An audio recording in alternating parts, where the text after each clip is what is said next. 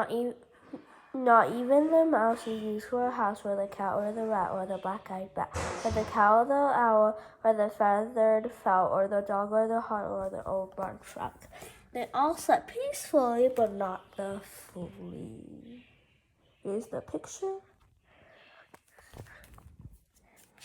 No one heard his garbled plea. Does anybody have a tissue for B?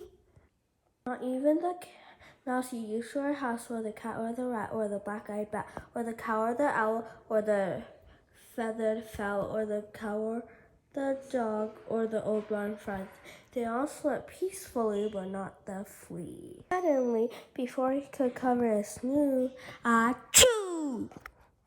It scared the cat, who cried boo-hoo, and it scared the rat, who cried boo-hoo, and woke the cat, who hissed Mary Who.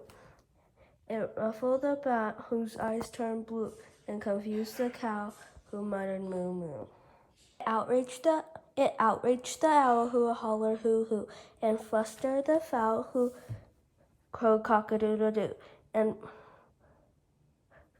it daunted the dog, who barked hoo ooh woo woo, and sprayed the hog, who screamed ew, and reminded the frog of his own nephew.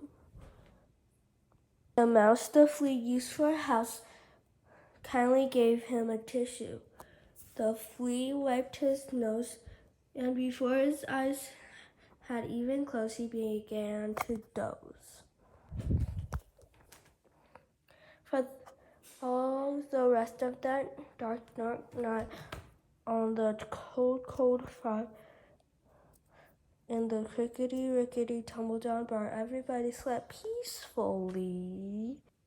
The flea and the mouse he used for a house, the cat, the rat, the cat, the black-eyed bat, the cow, the owl, the feathered fowl, even the dog and the old barn frog. Everybody slept like a log except for the hog.